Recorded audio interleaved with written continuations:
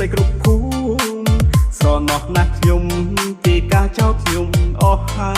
យសេរីចាសែនខ្មាស់ក្មេងចំនួនក្រោយអោសង្សារអើយមិនហើយនឹងយើងគៀនពីស្ងាត់ស្ងាត់គេចូលរោងការគេខ្លាចជាប្រពន្ធប្តីចុះឯងនេះវាស្អីស្ងាត់ស្ងាត់ក៏ត្រូវបែកគ្នា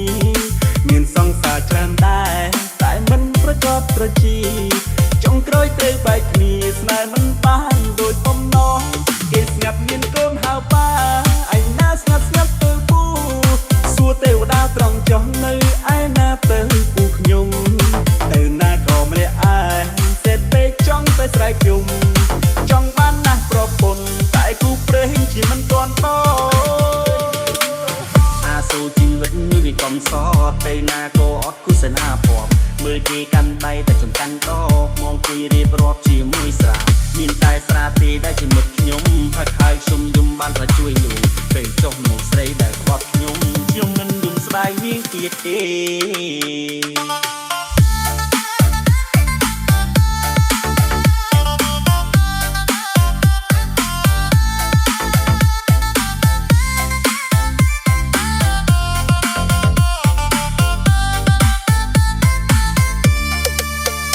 នេះឃើញការត្រហឹងសឹងទៅគ្រប់ភូមិស្រណោះណាស់ខ្ញុំពីការចោលខ្ញុំអស់ហើយសេរីចាសែនខ្មាស់ក្មេងចំនួនក្រោយអោសង្សារអើយមិនហើយរឿងយើងទាំងពីរស្ងាត់ស្ងាត់គេចូលរោងការគេខ្លាចជាប្រពន្ធប្តីចុះឯងនេះវាស្អីស្ងាត់ស្ងាត់ក៏ត្រូវបែកគ្នាមានសង្សារច្រើនដែរតែមិនប្រកបប្រជាចុងក្រោយត្រូវបែកគ្នាស្នេហ៍មិនបានដូចបំណងគេស្ងាត់មានកូនហៅប៉ាឯណាស្ងាត់ស្ងាត់ទៅពូ